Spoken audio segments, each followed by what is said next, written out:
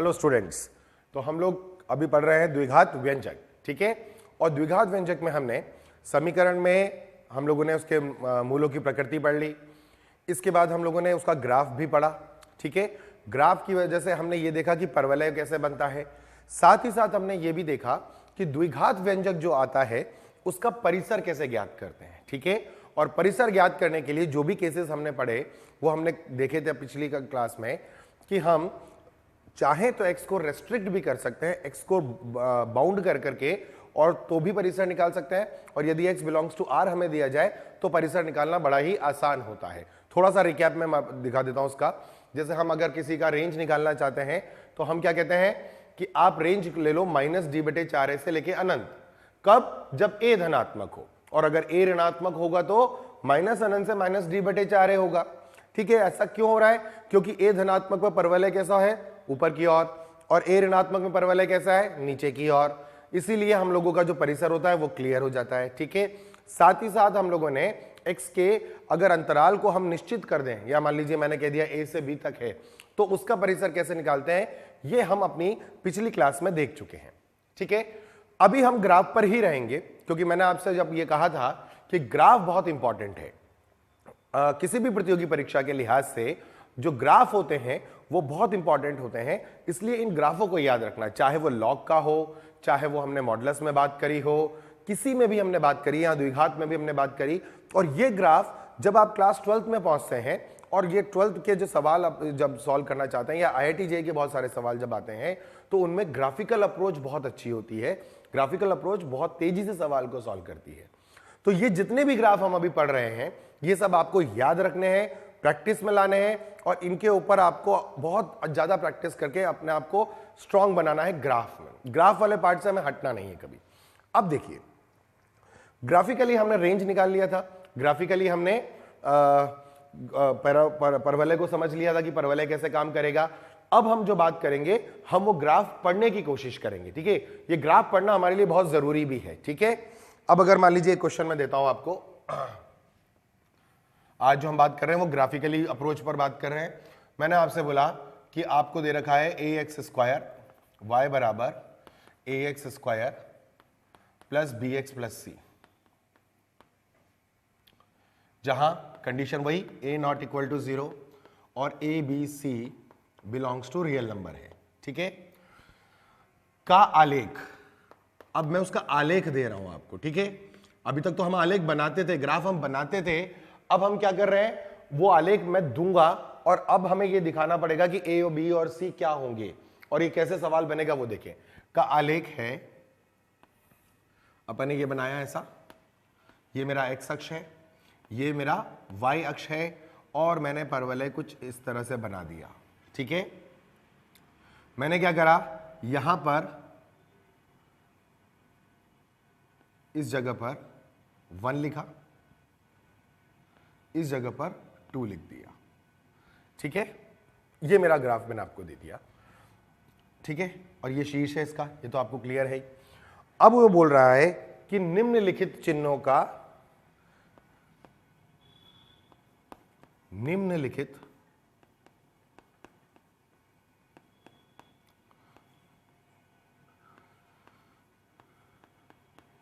गुणांकों का चिन्ह ज्ञात करें।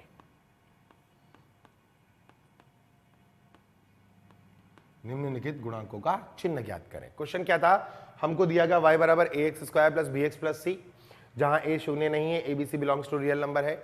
उसका ग्राफ मैंने आपको दे दिया कि ये उसका क्या है, ग्राफ है, ठीक है। अब हम बोल रहे हैं निम्नलिखित गुणांकों का चिन्ह ज्ञात करें, और मेरा पहला प्रश्न है कि क्या आप a के बारे में कुछ बोल सकते हैं? तो आप बोलेंगे क्योंकि सर परवलय जो आपने बनाया वो कैसा है, वो एक ऊपर की ओर खुलने वाला परवलय है, तो यह सुनिश्चित हो जाता है कि जो a होगा वो धनात्मक होगा, ठीक है।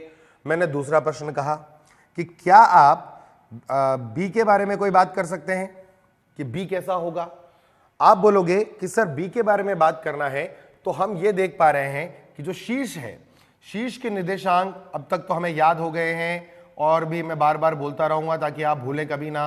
-d/4a होता है, ठीक है ना, -b/2a और -d/4a होता है, ठीक है। अब हमने कहा कि हम b के बारे में बात कर रहे हैं, b कौन सा निर्देशांक में आ रहा है, x निर्देशांक में आ रहा है, और ये जो बिंदु है ये x के किधर की तरफ है, ये x के धनात्मक अक्ष की तरफ है, ठीक है ना। अभी अपन y के बारे में बात नहीं कर रहे हैं, अपन किसके बारे में बात कर रहे हैं, x के बारे में बात कर रहे हैं। और हम क्यों कर रहे हैं, क्योंकि हम b के चिन्ह के बारे में बात करना चाह रहे हैं, ठीक है। तो मैंने आपसे क्या बोला कि -b/2a और -d/4a शीर्ष का निर्देशांक है, और शीर्ष के निर्देशांक का जो x निर्देशांक है वो किधर है, धनात्मक x अक्ष की तरफ है। अब अगर वो धनात्मक x अक्ष की तरफ है तो अपन ये कह पाएंगे कि जो -b/2a होगा, जो -b/2a है वो आपका धनात्मक है, ठीक है। अब -b/2a धनात्मक होने से क्या फायदा हुआ, आप बात कर चुके हो कि a कैसा है, a है पॉजिटिव, यानी ये जो नीचे की संख्या है ये पॉजिटिव आ गई। तो इसका मतलब ये हुआ कि हमको -b को भी पॉजिटिव करना पड़ेगा। अब अगर -b पॉजिटिव होगा तो हम ये बोल सकते हैं कि जो b होगा वो कैसा होगा, <0 होगा। समझ में आई मैंने क्या कहा, पहले हमने क्या देखा कि हमारे परवलय का शीर्ष कहां पर है, हमारे परवलय का शीर्ष था -b/2a, वो कहां था, धनात्मक x अक्ष की तरफ था, धनात्मक x अक्ष की तरफ था। तो इस बिंदु का जो x निर्देशांक होगा वो निश्चित तौर पर धनात्मक होगा, ये हम ग्राफ से देख पा रहे हैं। तो -d/2a जो होगा वो >0 आ गया। अब -b/2a >0 आने का मतलब क्या हुआ, a धनात्मक है, यानी जो हर है वो हमेशा धनात्मक है, तो -b को भी धनात्मक होना पड़ेगा। और माइनस चिन्ह को हम हटाते हैं तो हम समीकरण का चिन्ह परिवर्तित करते हैं, तो b कैसा आ गया, b आपका आ गया ऋणात्मक।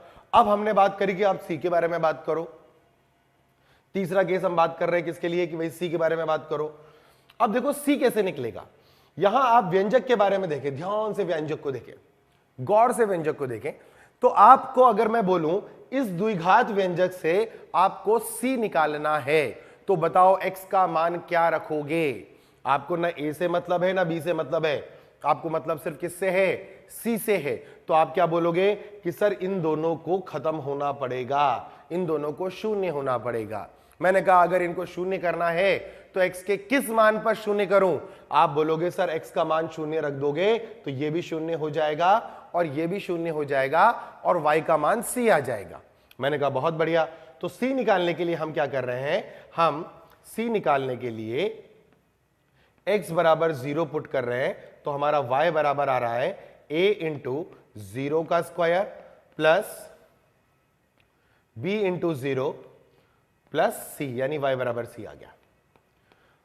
अब c तो आ गया, पर हमें कैसे पता चले कि c का मान धनात्मक है या ऋणात्मक है। तो जरा वक्र को देखें, x का मान शून्य कहां पर है, x का मान शून्य ये रहा। जब x का मान शून्य डाल रहे हैं तो ये रेखा y को कहां मिल रही है, ये वक्र इस बिंदु के हिसाब से कहां मिल रहा है, धनात्मक y अक्ष की तरफ या ऋणात्मक y अक्ष की तरफ। तो आप बोलोगे कि सर ये तो धनात्मक y अक्ष पर कट कर रहा है, y अक्ष को ये धनात्मक पर काट रहा है, इसका मतलब c जो होगा वो धनात्मक होगा, क्योंकि जब हम x का मान डालेंगे तो यहीं पर ही तो y का मान भी आएगा। तो हम क्या बोल रहे हैं, जब x का मान 0 डालेंगे तभी y का मान क्या आएगा, c आएगा। तो वो बिंदु कौन सा होगा, ये होगा, और ये बिंदु किधर है, धनात्मक y अक्ष की तरफ है। तो हम बोलेंगे कि c भी कैसा आया, धनात्मक आया। तो मैंने निम्नलिखित गुणांकों के चिन्ह की बात करी, तो आपने बोला कि सर हम सिर्फ ग्राफ देख करके ये बता सकते हैं कि a, b और c कैसे होंगे। अब आगे चलते हैं इसी पर। मैंने कहा आपके पास a आ गया है, आपके पास b का चिन्ह आ गया है, आपके पास c का चिन्ह भी आ गया है, ठीक है। अब मैं क्या चाहता हूं, मैं निकालना चाहता हूं, आपसे कहता हूं कि क्या आप मुझे, चौथा पॉइंट, क्या आप मुझे a plus b plus c के बारे में कुछ बता सकते हैं। आप बोलोगे सर a धनात्मक है, c भी धनात्मक है, मगर b ऋणात्मक है। पर हम ये नहीं बता सकते कि a और c का जोड़ क्या b से बड़ा होगा या b से छोटा होगा। भाई धनात्मक और ऋणात्मक ही तो बोला, हो सकता है a और c का जो जोड़ हो वो b के जोड़ से कम ही आ जाए तो ऋणात्मक भी बन जाए। हो सकता है कि a इतना बड़ा आ जाए कि b और c का उस पर कोई b का कोई फर्क उस पर पड़े ही ना। तो हमको ये चिन्ह पता करना है किसका, a प्लस बी प्लस सी का। अब यहां जो भी लिखा हो उसे देखो कि व्यंजक में कैसे लाया जा सकता है। तो अगर आप ध्यान से देखेंगे तो y बराबर ax square plus bx plus C आपको दे रखा है, ax square plus bx plus c आपको दे रखा है, मैं ये चाहता हूं कि ये मान a plus B plus C के रूप में कन्वर्ट हो जाए। तो आप बोलोगे सर ऐसा तो तभी हो सकता है जब आप x का मान क्या रख लो, आप x का मान 1 रख लो। अब अगर आप x का मान 1 रखते हैं तो देखिए 1 कहां पर है ग्राफ में, 1 यहां पर है, निश्चित तौर पर आपको दिख रहा है। तो जब भी आप 1 रखते हैं और उस पर आपका मान देखना चाहते हैं कि वो धनात्मक है या ऋणात्मक है, तो आपको क्या करना होगा, आपको एक रेखा खींचनी होगी जो y अक्ष के समांतर है, और यह देखना होगा कि ये जो रेखा जो y अक्ष के समांतर है ये वक्र को कहां मिलती है। ये वक्र को 3 ही जगह मिल सकती है, या तो ये वक्र को x अक्ष के ऊपर मिले, x अक्ष के ऊपर y धनात्मक होता है ये हम जानते हैं, या ये वक्र को नीचे मिले तो क्या होगा, x अक्ष के नीचे y अक्ष जो होता है वो ऋणात्मक होता है, और या हो सकता है कि ये बिंदु पर वहीं पर मिले जहां x अक्ष मिल रहा है वहां y शून्य होगा। अब अगर यहां से मैं ग्राफ से देखूं तो जहां मैं x इक्वल टू 1 बोल रहा हूं उस 1 पर जब मैंने रेखा खींची तो वो रेखा वक्र को कहां मिल रही है, वो रेखा वक्र को मान लीजिए बिंदु B पर मिल रही है। तो ये जो बिंदु B है, ये बिंदु B कहां है, x अक्ष के ऊपर है। x अक्ष के ऊपर है तो हम क्या बोलेंगे कि सर x बराबर 1 अगर हमने रखा तो हमें y का मान मिलता है a प्लस बी प्लस सी, और हम अगर आलेख से देखें तो x बराबर 1 पर हमारी जो रेखा है जो y अक्ष के समांतर रेखा है वो कहां काट रही है, ग्राफ को x अक्ष के ऊपर काट रही है। इसका मतलब वो y जो होगा वो क्या होगा, धनात्मक होगा। अतः हम ये बोल सकते हैं कि a प्लस बी प्लस सी भी क्या होगा, धनात्मक होगा। इसलिए देखो जैसे यहां पर अपन ने c के बारे में बात करी, तो c के बारे में कैसे बात करी, हमने कहा c लाना है तो x का वैल्यू 0 रख दिया, फिर मैंने x के वैल्यू 0 पर y अक्ष की रेखा खींची, कहां काटा उसने मान लो काटा a पर, तो a कैसा है, x अक्ष के ऊपर है, इसीलिए मैंने c को क्या बोला, धनात्मक बोला, क्योंकि आपका y धनात्मक आ रहा था। ठीक है, ऐसे ही मैंने a प्लस बी प्लस सी निकालने की कोशिश करी तो मैंने पहले देखा कि व्यंजक में x का ऐसा कौन सा मान डालूं कि a प्लस बी प्लस सी आ जाए। तो साफ तौर पे दिख रहा है कि x का मान 1 डाल दो, 1 डालने से क्या होगा, आपको a प्लस बी प्लस सी मिल गया। अब x बराबर 1 को वहां ग्राफ में जाकर चेक कर लो कि वो कहां काटेगा, वो जो रेखा उस बिंदु से होकर जो y अक्ष के समांतर रेखा जाएगी वो रेखा ग्राफ को कहां काटेगी। वो रेखा ग्राफ को अगर ऊपर काटती है तो आपको उसका मान धनात्मक बोलना पड़ेगा, नीचे काटेगी तो ऋणात्मक बोलना पड़ेगा, और x अक्ष पर ही आलेख से मिले तो उसे शून्य कहा जाएगा। ठीक है, अब जैसे मैं एक और पॉइंट पकड़ता हूं, 5th पॉइंट पकड़ते हैं अपन इस पर। चलो 5th पॉइंट पे मैंने बोला कि मुझे 4a plus 2b plus c का मान बताओ। अब आपके दिमाग में क्या होता है, कई बार आप प्रिटेंड करते हैं, कुछ चीजें सोचते हैं कि सर 0 पर भी धनात्मक आया है, 1 पर x बराबर 1 पर भी धनात्मक आ रहा है, तो 2 पर भी धनात्मक आएगा। इसलिए मैंने क्या बोला, 4a plus 2b plus c की बात करो। सबसे पहले किसके बारे में विचार करेंगे, हम अपने व्यंजक के बारे में विचार करेंगे। हमारा व्यंजक जो था वो था ax square plus bx plus c था। अब x का कौन सा मान डालूं कि ये आ जाए, इसमें x का कौन सा मान डालूं कि ये आ जाए, तो आप बोलोगे सर ये तो आसान है, x बराबर 2 डाल देते हैं।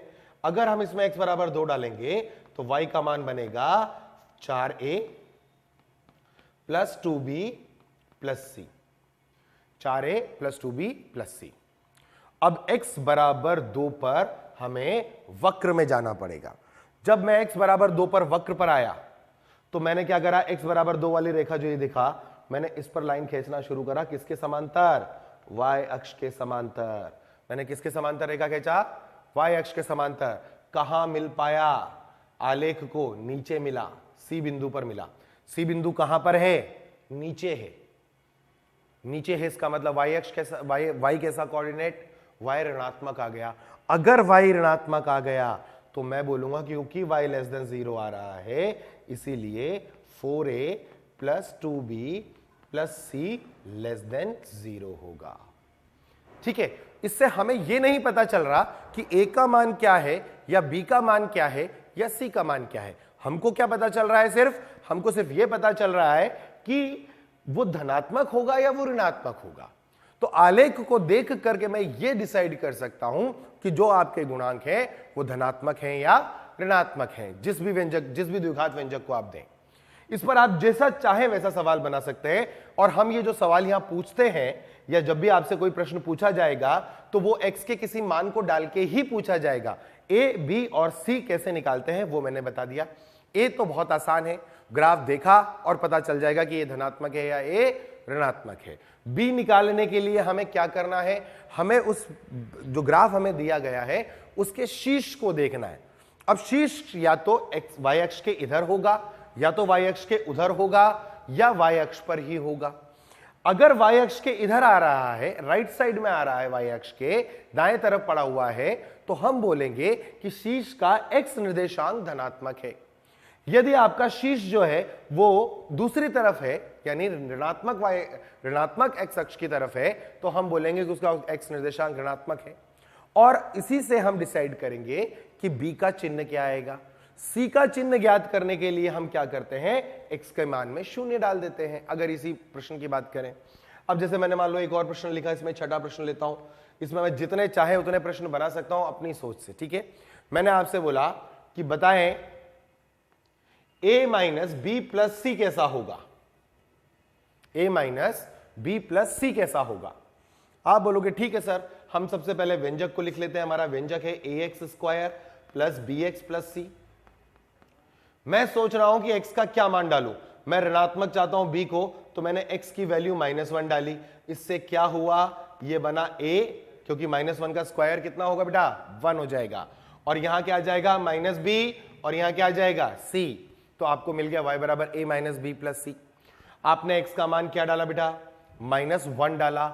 अब अगर x का मान -1 डाला तो आओ जरा वक्र पर दोबारा देखें, -1 कहां पर होगा। अगर अपन वक्र पर चलें और देखें तो बताओ -1 कहां पर होगा। -1 डेफिनेटली यहां कहीं पर होगा, यहां कहीं पर आपका -1 होगा। अब -1 पर अगर हम अपने फलन का आउटपुट जानना चाहते हैं कि वो धनात्मक है या ऋणात्मक, तो क्या करना चाहिए, हमको -1 पर एक रेखा खींचनी चाहिए जो y अक्ष के समांतर जा रही है। ये वक्र को कहां काटेगी, D बिंदु पर काटेगी। अब अगर ये D बिंदु पर काटेगी तो ये D बिंदु किधर मिल रहा है हमें, धनात्मक y अक्ष की तरफ या ऋणात्मक। तो आप बोलोगे सर धनात्मक की तरफ मिल रहा है, इसीलिए ये जो आपका y आ रहा है वो कैसा आएगा, पॉजिटिव आएगा। अब अगर y पॉजिटिव आ रहा है तो हमको लिखना पड़ेगा कि a माइनस बी प्लस सी जो होगा वो पॉजिटिव भी होगा, ठीक है। तो इस तरीके के जो प्रश्न आएंगे उन प्रश्नों में आपको एबीसी के मानों के बारे में बात की जाएगी और आप इनको आराम से हल कर सकते हैं, सिर्फ ग्राफ को देखना है, ठीक है। ग्राफ में आपको कैसे देखना है, क्या देखना है, ये पूरा प्रोसीजर अपन ने यहां देखा। हम हर बार x का मान डाल के देखते हैं और फिर उस x के मान पर हम y अक्ष के समांतर रेखा खींच देते हैं। वो रेखा या तो आलेख को ऊपर मिलेगी या तो नीचे मिलेगी। ऊपर मिलेगी तो धनात्मक, नीचे मिलेगी तो वो संख्या ऋणात्मक हो जाएगी, ठीक है। इसमें तो कोई दिक्कत नहीं होगी। अपन एक प्रश्न इस पर और ले लेते हैं, एक अलग तरह का ग्राफ बनाते हैं और उस ग्राफ से फिर इन अपन 5-6 चीजों को कैलकुलेट करते हैं, ठीक है। ये ग्राफ पढ़ना हमारे लिए बहुत ही इंपॉर्टेंट होता है बेटा। और आप देखें कि आपने जो कक्षा 10th तक जो पढ़ा था आलेख और क्वाड्रेटिक, उस क्वाड्रेटिक से अपन बहुत आगे हैं। हम अब ग्राफ से इस क्वाड्रेटिक एक्सप्रेशन के बारे में हर डिटेलिंग निकालने की कोशिश कर रहे हैं, जबकि हमको पता नहीं है एबीसी क्या है, हम सिर्फ ग्राफ से कर रहे हैं। मान लीजिए अब की बार मैंने इसका ग्राफ बनाया, मैंने कहा ये y अक्ष हो गया, ये x अक्ष हो गया, और आपसे मैंने बोला कि जो अब आलेख जा रहा है आपका, वो आलेख कुछ ऐसे जा रहा है, ऐसे जा रहा है, ऐसे निकल गया, ठीक है। मैंने इनके बिंदु लिखे, मैंने बोला कि यहां 1 होगा, यहां 2 होगा, यहां पर कहीं पर -1 होगा, यहां पर कहीं पर -2 होगा, ठीक है। और ऐसे मैंने आगे छोड़ दिया आपका ग्राफ। मैंने कहा चलिए बात करते हैं, और अब मैं बात किसकी कर रहा हूं वो मैं यहां लिख देता हूं। ये आपका x अक्ष हो गया मान लो, तो मैं पहली बात करूंगा किसके बारे में, a के बारे में। दूसरी बात करूंगा किसके बारे में, b के बारे में। तीसरी बात करूंगा किसके बारे में, c के बारे में। चौथी बात मैं किसके बारे में करना चाहता हूं, मान लो मैं करना चाहता हूं a plus B plus C के बारे में। पांचवी बात मैं किसके बारे में करना चाहता हूं, मान लो मैं पांचवी बात करना चाहता हूं किसके बारे में, मैं करना चाहता हूं a minus B plus C के बारे में, ठीक है। मैंने कहा छठी बात मैं करना चाहता हूं किसके बारे में, मैं करना चाहता हूं 4a plus 2b plus C के बारे में। सातवीं बात में मैं करना चाहता हूं किसके बारे में, 4a minus 2b plus C के बारे में। आठवीं बात में किसके बारे में करना चाहता हूं, मैं करना चाहता हूं a plus 2b plus 4c के बारे में। नवीं बात में किसके बारे में करना चाहता हूं, a minus 2b plus 4c के बारे में। 10वीं बात में किसके बारे में करना चाहता हूं, a plus 3b plus 9c के बारे में। और ऐसे ही अपन आगे भी बढ़ा सकते हैं। मैं 11वीं बात किसके बारे में करना चाहता हूं, a minus 3b plus 9c के बारे में। हम इन सारों के बारे में बात करना चाहते हैं, ठीक है। और हमको जो दे रखा है वो ग्राफ दे रखा है। अब हम इस ग्राफ से क्या करें सबसे पहले हमको बात करनी पड़ेगी किसकी, a की। ग्राफ देखते ही पता चल गया कि a कैसा, ग्राफ देखते ही पता चला कि साहब a धनात्मक, क्योंकि परवलय ऊपर की ओर है, तो आपने a को क्या बोल दिया, धनात्मक है साहब। फिर आपने बोला माइनस b बाई 2a के बारे में बात करेंगे, क्यों, क्योंकि हमको किसके बारे में निकालना है, b के बारे में। तो b में जो शीर्ष है वो शीर्ष यहां कहीं आ रहा होगा और शीर्ष का नाम रखा गया होगा माइनस b बाई 2a और माइनस का d बाई 4a, ठीक है। अब माइनस b बाई 2a अपन इसको b का मान निकालना चाह रहे हैं, तो मैंने कहा कि माइनस b बाई 2a जो आपका है वो निश्चित तौर पर ऋणात्मक है। क्यों, क्योंकि जो आपका शीर्ष है वो ऋणात्मक x अक्ष की तरफ पड़ा हुआ है। अब अगर आपका a धनात्मक है, क्या है, a धनात्मक है, तो आप बोलोगे कि सर ये कह रहा है ऋणात्मक होने के लिए माइनस b को ही ऋणात्मक होना पड़ेगा, जो कहेगा कि b धनात्मक हो। माइनस का चिन्ह हटाएंगे तो असमीकरण को परिवर्तित कर देंगे। तो अब हमने क्या बोला कि हमारा b कैसा आएगा, धनात्मक आ गया। फिर बात करेंगे किस पर, c पर। c ज्ञात करने के लिए क्या किया जाता है, हम अपने व्यंजक पर चले जाते हैं। हमारा व्यंजक है y बराबर ax square plus bx plus c है। क्या रखें, x का मान आप बोलोगे कि सर शून्य रख दो, x बराबर क्या रख दो, शून्य। x बराबर शून्य रखते ही आपका y का मान c आएगा। अब x बराबर 0 कहां पर है, ये रेखा है आपका x बराबर 0, कहां कट कर रहा है, ऊपर की ओर कट कर रही है रेखा, किसको, आलेख को। किसको काटना है, कौन काटना है, ये समझ लो बेटा। हमको वो रेखा खींचनी है जो उस बिंदु से गुजर रही हो। ये रेखा y अक्ष के समांतर होगी, ठीक है। ये ग्राफ को कहां काटेगी, वो स्थिति पता करनी है, ऊपर काटेगी या नीचे। ऊपर काट रही है, ए पॉइंट कहां आ रहा है मेरा, ऊपर आ रहा है। ऊपर क्या होता है, y निर्देशांक धनात्मक, तो आप निश्चित तौर पर बोलेंगे कि जो c आपका आएगा वो ग्रेटर देन 0 आएगा। तो आपने c की वैल्यू भी निकाल ली कि वो भी कैसा आ गया, पॉजिटिव। फिर अपना अगला स्टेटमेंट आ गया किसका, a प्लस बी प्लस सी का। आपने कहा सर व्यंजक ले लो, व्यंजक की बात करेंगे अपन, तो ax square plus B X plus C. बताओ x की जगह क्या रखूं, x की जगह 1 रख देता हूं। अगर x की जगह 1 रख दिया अपन ने, तो अपना y बराबर क्या आ जाएगा, फटाफट a प्लस बी प्लस सी आ जाएगा। क्या आ जाएगा, a प्लस बी प्लस सी आ जाएगा। अब x बराबर 1 के बारे में बात कर रहे हैं और आपका y कितना आ गया, a प्लस बी प्लस सी आ गया। अब a प्लस बी प्लस सी यानी x बराबर 1 पर आया, तो हमने क्या करा, 1 पर एक डॉटेड लाइन खींची। ये डॉटेड लाइन कहां जाके मिल रही है ग्राफ को, ये ग्राफ को मिल रही है बी पॉइंट पर जाकर के। और बी पॉइंट भी कहां पर है, ऊपर, ऊपर है। तो हम क्या बोलेंगे, a प्लस बी प्लस सी भी कैसा होगा, पॉजिटिव होगा, ठीक है। अब बात करो a माइनस बी प्लस सी की। a minus B plus C के लिए आपको कहां से लाइन खींचनी पड़ेगी, पहली बात तो x बराबर क्या रखना पड़ेगा, अब की बार x बराबर -1 रखोगे तो y का मान जो आपका है वो बनेगा a माइनस बी प्लस सी बनेगा। किस व्यंजक से, उसी व्यंजक से। -1 वाली रेखा जब आप खींचोगे तो वो जाएंगी ऐसे, कहां मिल रही है, अभी भी ऊपर ही मिल रही है। पॉइंट क्या है, c, तो अपन बोलेंगे कि ये भी कैसा होगा, पॉजिटिव होगा, ठीक है। इसी तरीके से मैं अब बाकी सारे कर सकता हूं, सिर्फ आपको ग्राफ में देखना है, ठीक है। मैंने कहा 4a plus 2b plus c, तो आप कहोगे सर x बराबर 2 रख दो। x बराबर 2 कहां दिख रहा है, ग्राफ में दिख रहा है। अगर अपन यहां पर रेखा खींचे तो ये रेखा क्या करेगी, कहां मिलेगी, कहीं ऊपर जाके मिलेगी। अगर ऊपर जाके मिलेगी तो अपन इसको क्या बोलेंगे, पॉजिटिव बोलेंगे। ऐसे देखो 4a माइनस 2b प्लस सी, एक्स बराबर किस पर आएगा बेटा, x बराबर -2 पर आ जाएगा। x बराबर -2 अगर आप रखते हैं तो y बराबर क्या बन जाएगा, a into 4 minus 2b plus C बन जाएगा। अब आपका वो पॉइंट है कहां पर x बराबर -2, वो पॉइंट x बराबर -2 आपका यहां पड़ा हुआ है। अगर आपने रेखा खींची तो वो रेखा ग्राफ को कहां काटेगी, इस पॉइंट पर काटेगी। मान लेते हैं ये पॉइंट डी हो गया आपका। तो ये कहां है, ये कहां पर है बिंदु, ये बिंदु नीचे है, और अगर ये बिंदु नीचे है तो आपका ये लेस देन 0 आ रहा है, this point will be lesser than 0।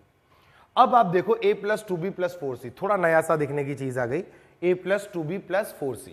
देखें ध्यान से, मैंने इसको लिखा y बराबर ax square plus bx plus c हमें दिया गया था, हमने x की जगह पर 1/2 रखा, तो y बराबर क्या बनेगा जल्दी बोलो, y बराबर बनेगा a बटे 4 प्लस b बटे 2 प्लस c।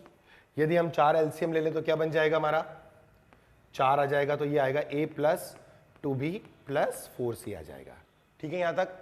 अब अपन क्या करते हैं, x बराबर 1/2 सोचते हैं कि वो कहां पर होगा, तो x बराबर 1/2 ग्राफ में कहां पर होगा, x बराबर 1/2 ग्राफ में यहां कहीं पर होगा, 1 से पहले। अगर अपन इसको 1 बोल रहे हैं तो ये 1 से पहले होगा, और ये जो रेखा जाएगी ये भी ग्राफ को कहां काटेगी, ऊपर की ओर काटेगी। जब ये ऊपर की ओर काटेगी तो मुझे बोलना पड़ेगा कि this should be greater than 0। अब देखो 4 तो निश्चित तौर पर धनात्मक है, तो अपना क्या निकल के आएगा कि a plus 2b plus 4c कैसा होगा, पॉजिटिव होगा। a plus 2b plus 4c कैसा होगा, पॉजिटिव होगा। अब ऐसे ही आप देखें ध्यान से, a minus 2b plus 4c, तो इसमें x की जगह पर आप क्या रखेंगे, इसमें आप x की जगह पर रखेंगे माइनस का 1/2, क्योंकि यहां ऋणात्मक लाना है। अब अगर माइनस 1/2 है तो माइनस 1/2 कहां पर होगा, ग्राफ में इस जगह पर होगा। यहां से अगर अपन खींचें तो यहां पर लाइन आ जाएगी, और ये भी पॉजिटिव आ रहा है, तो अपन इसको भी क्या बोल दें फटाफट से, a minus 2b plus 4c कैसा, पॉजिटिव। ऐसे आप देखो a plus 3b plus 9c positive ही होगा, क्योंकि आप x की वैल्यू क्या रख रहे हैं, 1/3। ऐसे ही a minus 3b plus 9c, उसमें आप x की जगह क्या रखेंगे, माइनस 1/3। माइनस 1/3 तो माइनस 1/2 से भी पहले होगा, सही बात है ना। तो यहां पर क्या आ जाएगा, आपका ये भी पॉजिटिव आ जाएगा। तो इस तरीके से हम ग्राफ को पढ़ सकते हैं। ठीक है, अब इसी पर अपन इसी सवाल को एक बार और करते हैं, क्योंकि हमने यहां a धनात्मक रखा, तो एक सवाल और करते हैं ताकि हमको ये क्लियर हो जाए।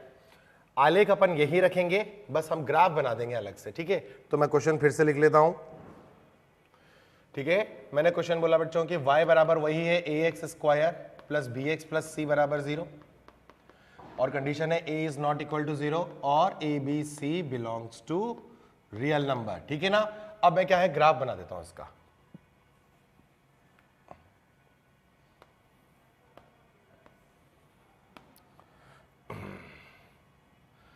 अब की बार मैंने ग्राफ उल्टा भी बनाना है और ऐसे बनाना है, देखो। और मैंने ये बोल दिया कि शीर्ष यहां पर है, परवलय का जो शीर्ष है वो यहां पर है, ये मैंने बोल दिया है कि दिस इज वर्टेक्स। इस वर्टेक्स के मैंने निर्देशांक भी दे दिया आपको, मैंने कहा कि ये माइनस b/2 है और माइनस d/4 है। ठीक है, साथ ही साथ मैं कुछ मान और दे देता हूं आपको, जैसे मैंने आपको बोल दिया x बराबर 1 यहां होगा, 2 यहां होगा। ठीक है, ऐसे ही मैंने यहां बोल दिया कि -1 यहां होगा और -2 यहां होगा। ठीक है, अब अपन ने जितने सवाल पिछली बार करे थे, हम उन सवालों को लिखने की जगह हर एक का उत्तर यहीं से लिखना शुरू कर देते हैं। ठीक है, सबसे पहली बात अपन चालू करेंगे किसके बारे में बात करने की, सबसे पहली बात अपन चालू करेंगे ए के बारे में। फर्स्ट जो हम बात कर रहे हैं वो किसके बारे में कर रहे हैं, ए के बारे में। लीडिंग कोएफिशिएंट है ए के बारे में। ग्राफ देखते ही पता चल गया, इसमें तो कोई दिमाग लगाना ही नहीं होता है ना, सीधे सीधे ग्राफ देखा, कह रहा है परवलय किधर जा रहा है, नीचे की ओर, तो आप बोलने वाले हैं कि साहब ए जो है वो ऋणात्मक आएगा। बहुत क्लियर है, ये पहला पॉइंट तो अपन को बिल्कुल क्लियर हो जाता है। सेकंड पॉइंट के बारे में जब हम बात कर रहे हैं तो हम सेकंड पॉइंट पे जा रहे हैं किसके बारे में बात करने के लिए, बी के बारे में। हमको बात करनी है किसकी, बी की। अब बी के बारे में बात करें, कैसे करें, शीर्ष के निर्देशांक कहां पर हैं आपके, आपका शीर्ष का निर्देशांक x के धनात्मक अक्ष की तरफ है। किधर है, धनात्मक की तरफ। तो हम क्या बोलने वाले हैं कि -b/2a जो होगा वो ग्रेटर देन 0 होगा। अब -b/2a ग्रेटर देन 0 हो रहा है, इसका मतलब a कैसा था, a बताओ जल्दी से, a ऋणात्मक था। तो अगर a ऋणात्मक था, ये अंक ऋणात्मक था और ये ऊपर भी ऋणात्मक बैठा हुआ है, तो ये ऋणात्मक और ये ऋणात्मक मिलके धनात्मक बना लेंगे।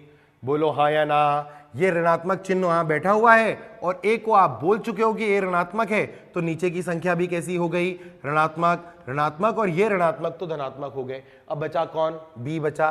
तो आप बोलोगे सर दिस इंप्लाइज कि b का मान निश्चित तौर पर धनात्मक होना होगा। अगर b धनात्मक है तभी यह धनात्मक हो सकता है। क्यों? क्योंकि अगर b धनात्मक तो ऋणात्मक इंटू धनात्मक ऋणात्मक, ऋणात्मक बटे ऋणात्मक धनात्मक। ठीक है, इसमें कोई डाउट नहीं होगा, हर चीज को समझते चलेंगे बेटा। तीसरी बात हमें किसकी करनी होती थी? तीसरी बात हम सी की करते थे। सी का करने के लिए हम अपने व्यंजक का ध्यान में रखते थे। व्यंजक था हमारा ax square plus B X plus C. बताओ सी कैसे निकलेगा? सी कैसे निकलेगा? आप बोलोगे सर x बराबर शून्य से रखे गए, x बराबर शून्य पर y बराबर आपके पास c आएगा। अब x बराबर शून्य कहां पर है जरा ग्राफ में देखें। x बराबर शून्य ये रहा, शून्य पर y अक्ष वाली जो रेखा है वो कहां काट रही है? वो बिंदु a पर काट रही है। ये बिंदु a कहां आ रहा है? धनात्मक y अक्ष पे आ रहा है। धनात्मक y अक्ष पे आ रहा है तो मुझे निश्चित तौर पर बोलना पड़ेगा कि c धनात्मक हो गया। ठीक है, अब अपन आते हैं चौथे पॉइंट पर। चौथा पॉइंट मैंने कहा कि चलो बच्चों बताओ a plus B plus C कैसा होगा? a प्लस बी प्लस सी का मान कैसा होगा? आपने बोला सर अब तो ये चमक रहा है हमें बढ़िया तरीके से। हम व्यंजक पकड़ रहे हैं ax square plus B X plus C. हम इसमें x का मान 1 डाल रहे हैं। जब x का मान 1 डालेंगे तो जो y का मान आएगा वो y का मान आएगा a plus B plus C, a plus B plus C आएगा। अब a plus B plus C के लिए क्या करें? x बराबर 1 पर चलें। x बराबर 1 ये रहा, y अक्ष के समांतर जो रेखा मैं खींचूंगा वो रेखा ऐसे जाकर इसको यहां काट देगी बिंदु b पर। बिंदु b भी कैसा? धनात्मक। तो हम बोलेंगे कि a plus B plus C greater than 0। a plus B plus C कैसा आ गया? ग्रेटर देन 0 आ गया। चार चीजें हमने सीख ली। अब हम क्या निकालें इस पे? अगर हम और निकालना चाहेंगे चलो पांचवी चीज निकालते हैं इसी पर ही। पांचवी चीज के लिए मैंने बोला कि आप निकालो जरा 4a plus 2b plus C के बारे में। जो ग्राफ से वैल्यू निकाली जा सकती है, प्रश्न सिर्फ वही पूछेगा। अब कोई बच्चा बोले नहीं सर आप तो मुझे बताओ 1.5 अगर x की जगह डाल देते तो ये क्या बन जाता? तो मैं बोलता कि ये 2.25a plus 1.5b plus c बनता। बोले सर उसका चिन्ह बताओ। अरे उसका कैसे बताओ, मुझे पता नहीं है 1.5 इधर है या इधर है। तो द्विघात में जो कंडीशन खुद सेटिस्फाई नहीं हो सकती है वो हमारी कोई मदद नहीं कर पाती, तो हम उसके बारे में कोई बात करते भी नहीं है, वो प्रश्न भी नहीं कर सकता है। ठीक है, उसको तो खुद मतलब अगर मेरे से कोई बोला जाए कि ये 1 और ये 2 दे रखा है, अब 1.5 के बारे में उसने अगर कुछ नहीं बताया तो इसमें कोई व्यक्ति कहीं पर भी नहीं बता सकता कि वो धनात्मक आएगा या ऋणात्मक आएगा। ठीक है, अब आया 4a प्लस 2b प्लस सी। अब आप जानते हैं कि आप क्या करेंगे? आप व्यंजक पकड़ेंगे y is equal to X square A X square plus B X plus C. इस व्यंजक में आप x बराबर 2 डालेंगे। जब x बराबर 2 डालेंगे तो y का मान जो आपके पास आएगा वो आ जाएगा 4a प्लस 2b और plus c। 4a plus 2b plus c। ठीक है, अब 4a plus 2b plus c आ गया। x बराबर 2 कहां पर है जरा देखें। x बराबर 2 आपको दिख रहा है कि सर वो यहां होगा। इसका मतलब अगर मैं यहां से आपको लाइन खींच के दूं तो वो ग्राफ को कहां जाके मिलेगा बेटा? निश्चित तौर पर कहां मिलेगा? नीचे मिलेगा। नीचे मिलेगा तो अपन को क्या बोलना पड़ेगा कि आपका जो 4a plus 2b plus c है वो ऋणात्मक है। ठीक है, अब छठे पॉइंट की बात करता हूं मैं आपसे। छठा पॉइंट ले लेते हैं अपन। छठा पॉइंट मैंने बोला कि बताओ a minus B plus C कैसा होगा? तो आप बोलोगे a minus B plus C. Sir y बराबर हमारा व्यंजक है A X square plus B X plus C. ठीक है, आप चाहते हो क्या करना? a minus B plus C निकालना। तो आप x की जगह पर क्या रख दो? -1। तो y बराबर क्या बन जाएगा? a minus B plus C बन जाएगा। बोले सर जरा आलेख पे देखो, -1 वाली रेखा जो है वो ग्राफ को कहां काट रही है? ऊपर काट रही है। ये कोई पॉइंट मान लेते हैं c, इसका कोई पॉइंट मान लेते हैं यहां पे d होता c। अब c कैसा है? c निश्चित तौर पर पॉजिटिव आएगा, तो आप बोलोगे दिस इज पॉजिटिव। तो इस तरीके से आप प्रश्नों को हल कर सकते हैं अगर आपको आलेख जो है वो दे रखा हो। ठीक है, तो बच्चों हम लोगों ने क्या करा? हमने ग्राफिकली ये प्रश्न सॉल्व कर लिए, यानी हम ग्राफ को देख करके समझ सकते हैं आराम से कि ग्राफ हमसे कहना क्या चाहता है। ग्राफ में जो आपको गुणांक दे रखे हैं उन गुणांकों के चिन्ह कैसे होंगे अगर हमें आलेख दिया गया हो। तो अगर हमें आलेख दे रखा है तो हम ग्राफ में जो गुणांक हैं उनको जांच सकते हैं, ठीक है। और ये वाइस वर्सा है, अगर आपको गुणांकों के मान दे रखे हैं तो आपको वक्र भी पता चलेगा कि वक्र कैसा है, ठीक है। अब सुनते हैं हम आगे की बात। इसी में जो हम प्रश्नों की बात कर रहे थे उसमें एक प्रश्न देखो और आता है। प्रश्न है, मान लो एक क्वेश्चन आया, इस क्वेश्चन को समझना, पहले मैं जो क्वेश्चन लिख रहा हूं, ए का मान ज्ञात करें, ए का मान ज्ञात करो।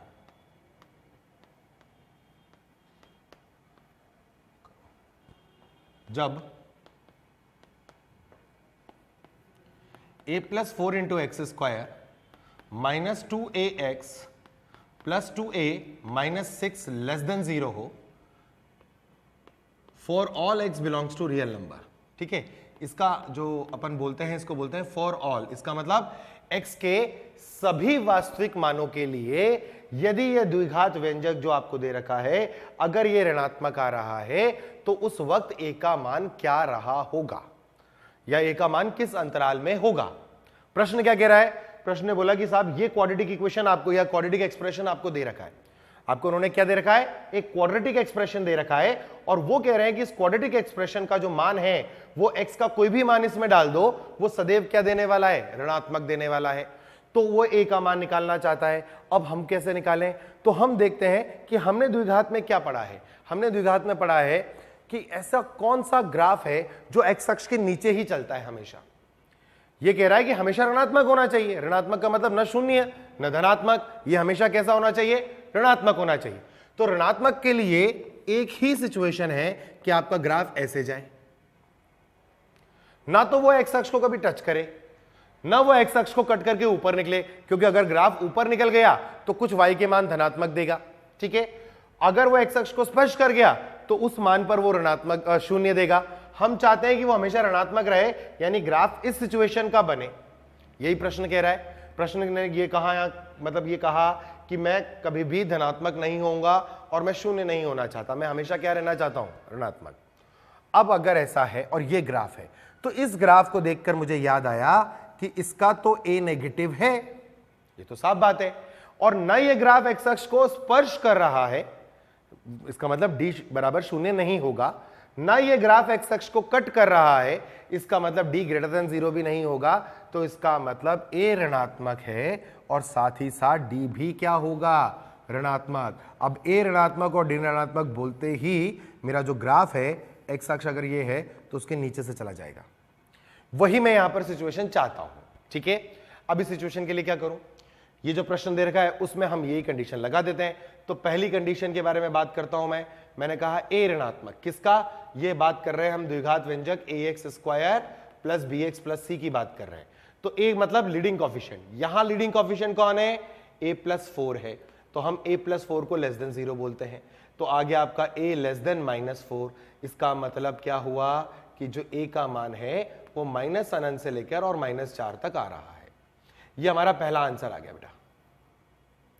अगर आप a का वैल्यू माइनस अनंत से -4 लेंगे तो निश्चित तौर पर जो आपका लीडिंग कॉफिशिएंट है, जो एक्स स्क्वायर का गुणांक है, वो ऋणात्मक ही रहने वाला है, ठीक है। इसके बाद अपन सेकंड पॉइंट कंडीशन पे चलें। सेकंड कंडीशन बोल रही थी कि आपका d भी क्या होगा? ऋणात्मक होगा। आपका d कैसा होगा? ऋणात्मक होगा। अब d ऋणात्मक का मतलब इसका d निकालते हैं, तो इसका d बोलो कितना आएगा?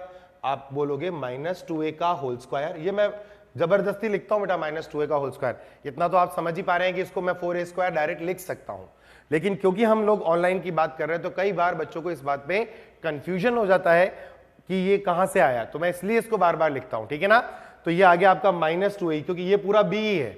अब बच्चे बोलेंगे सर ये बोर क्यों करते हो, क्योंकि ये तो अपन को मालूम है, तो अगली बार से मैं इसे डायरेक्ट लिखूंगा। तो ये -2a का whole square minus 4 into a कितना है आपके पास? a प्लस 4 इंटू c कितना है आपके पास? वो है 2 टाइम्स ऑफ a माइनस 3, और ये लेस देन 0 होना चाहिए। अब इसे फटाफट सॉल्व कर देते हैं। तो क्या बन गया आपका?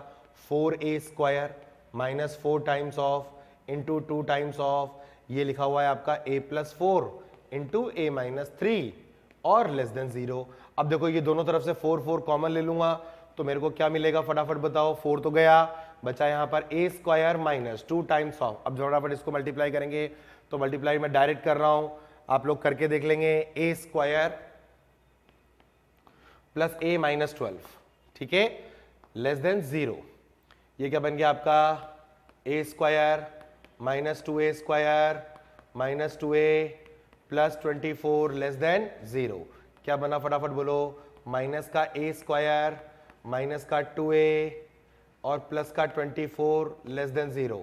और चेंज कर देते हैं माइनस साइन, तो क्या बनेगा, a square plus 2a minus 24, और मैंने साइन बदल दिया बेटा, यहां पर लेस देन 0 था, मैंने इसको क्या कर दिया, ग्रेटर देन 0 कर दिया, ठीक है। अब क्या बनेगा, a square plus 2a minus 24, ये बन गया आपका a प्लस 6 और a माइनस 4 ग्रेटर देन 0। अरे ये तो परिमेय समीकरण आ गई, फटाफट सॉल्व कर सकते हैं हम। यहां माइनस 6, यहां 4, यहां आ जाएगा प्लस माइनस और प्लस, तो हमारा उत्तर कहां से कहां तक गया, माइनस अनंत से माइनस 6 यूनियन 4 से अनंत, ठीक है। अब देखिए आपका एक उत्तर तो आया माइनस अनंत से माइनस 4 और एक उत्तर आया आपका माइनस अनंत से माइनस 6 यूनियन 4 से अनंत।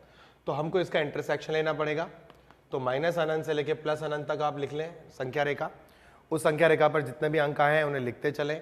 तो माइनस 6 आएगा, माइनस 4 आएगा और 4 आएगा। पहला उत्तर आपसे कह रहा है कहां से कहां तक जाओ, माइनस अनंत से माइनस 4 तक जाओ।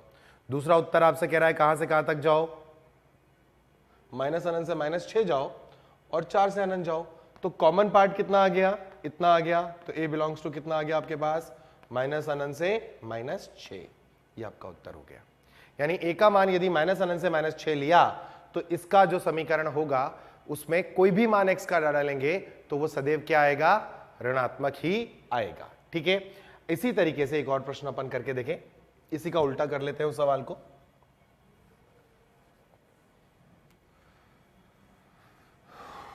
a का मान ज्ञात करें जब a minus 1 into x square minus of a plus 1 into x plus a plus 1 greater than 0 हो for all x belongs to real number, ठीक है। x के सभी वास्तविक मानों के लिए हम चाहते हैं कि ये जो समीकरण आए ये सदैव क्या दे, धनात्मक मान दे। ये सदैव क्या मान दे, धनात्मक मान दे। अब अगर सदैव धनात्मक लाना है तो ग्राफ को बनाना पड़ेगा कुछ ऐसे कि ऊपर से ऊपर निकल जाए, और ये जो कंडीशन है ये कंडीशन है a पॉजिटिव की और d नेगेटिव की। ये जो कंडीशन है ये किसकी है, a पॉजिटिव की और d नेगेटिव की। अब a पॉजिटिव और d नेगेटिव वाला काम चालू करें तो a पॉजिटिव के लिए पहली कंडीशन कि a माइनस 1 को ग्रेटर देन 0 होना पड़ेगा, which implies a should be greater than 1, जो कि किसके बराबर है, a बिलोंग्स टू 1 से लेके और इन्फानाइट तक, ठीक है ना। ये आपका पहला आंसर आ गया फटाफट। अब दूसरा आंसर निकालना है हमें। दूसरा आंसर के लिए हम क्या करें, d को ऋणात्मक, तो आपको इसका d ऋणात्मक करना पड़ेगा। d ऋणात्मक का मतलब a प्लस 1 का whole square minus 4 times of a minus 1 into a plus 1 and that should be less than 0। यहां से मेरी कैलकुलेशन में अलग तरीके से करता हूं, a प्लस 1 कॉमन ले लेता हूं, तो यहां बच गया मेरे पास a plus 1 minus 4a plus 4 और ये आ गया लेस देन 0, ठीक है ना। तो ये क्या बन गया आपका a प्लस 1 और a माइनस 4a हो गया माइनस 3a और 1 प्लस 4 हो गया 5, that should be less than 0। अब क्या करें, साइन ऑफ इनइक्वालिटी को चेंज कर दें, तो आपका ये बनेगा प्रश्न क्या कि a प्लस 1 ये कितना आ गया 3a माइनस 5 और ये क्या आ गया ग्रेटर देन 0। फिर से वही परिमेय समीकरण। तो मैंने आपको जो पहला लेक्चर दिया था, मैंने आपको क्या बोला था, सबसे पहले मैं परिमेय समीकरण पढ़ाना चाहता हूं, क्योंकि ये जो चीज है परिमेय समीकरण ये आपके हर जगह आने वाली है। हर चैप्टर में जहां भी कैलकुलेशन वाला अलजेब्रिकल पार्ट आएगा वहां पर परिमेय असमीकरणों का आना पॉसिबल है, तो अपन को बार बार उसका इस्तेमाल करना पड़ रहा है, ठीक है। तो अपन ने जो पहला लेक्चर पढ़ा था मूलभूत गणित का, उसके अंदर हमने परिमेय असमीकरणों को ही हल करना सीखा था। तो अब यहां पर इसका जो आया -1 आया, इसका कितना आया 5/3 आया, इन पे 0 लिख लेते थे, प्लस माइनस प्लस कर देता था, तो आपका उत्तर आया -अनंत से लेके -1 और यूनियन 5/3 से लेकर और अनंत।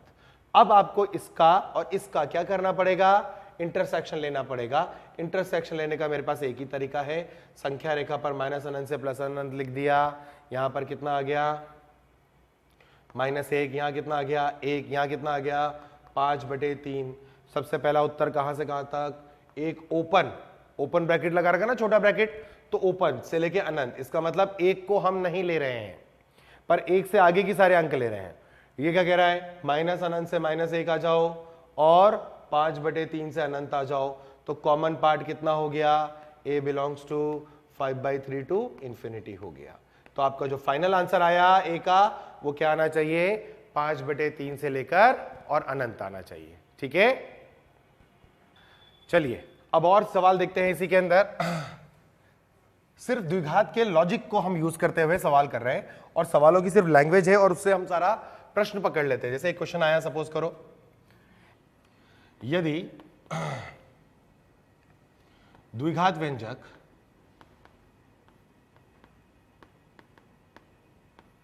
ax², द्विघात व्यंजक y बराबर ax² plus bx plus c,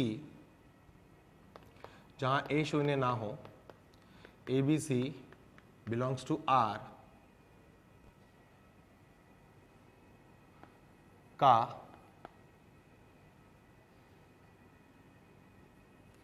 कोई भी वास्तविक तथा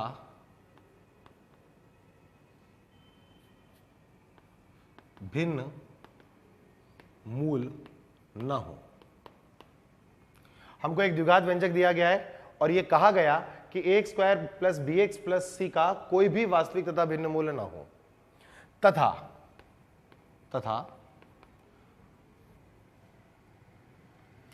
a plus c greater than b for all x belongs to r है,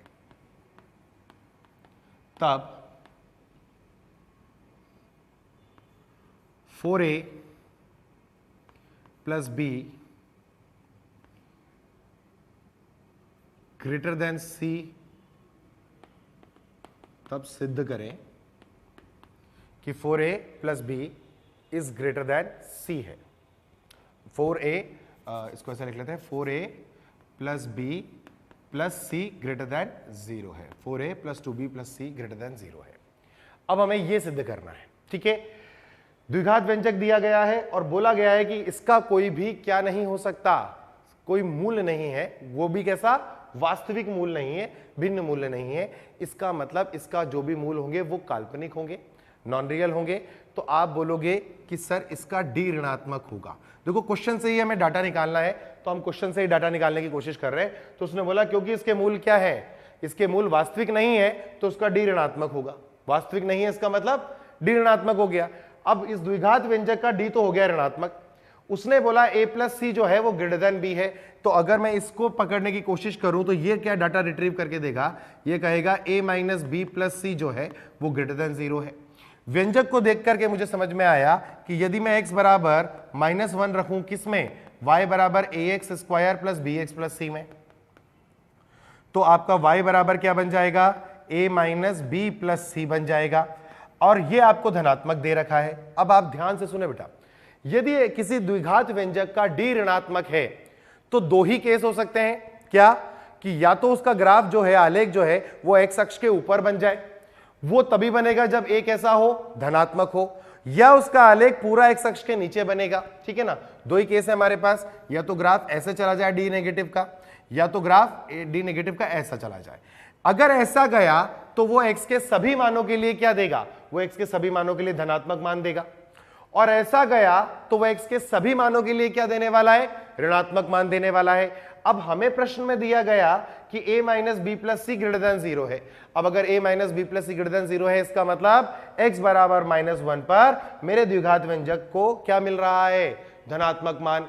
और उसका डी कैसा था, ऋणात्मक। मिल कैसा रहा है मान, धनात्मक। यानी ये वाला केस तो रिजेक्ट हो गया, सिर्फ यही केस रह गया। अब इस केस में तो मुझे पता है कि x के सभी वास्तविक मानों के लिए हमारी जो द्विघात व्यंजक है वो सदैव धनात्मक मान देगी। ये 4a + 2b + c कैसे आएगा, मैंने कहा y बराबर ax² + bx + c जो व्यंजक दिया गया है उसका a धनात्मक है और d ऋणात्मक है। ऐसा क्यों पता चला हमें, क्योंकि हमने देखा कि ये पॉजिटिव आ गया, d नेगेटिव तो था ही था, तो a को भी क्या होना पड़ेगा, पॉजिटिव। अतः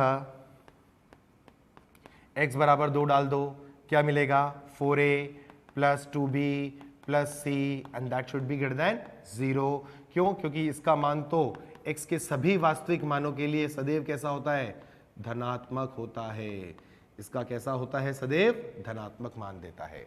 ठीक है।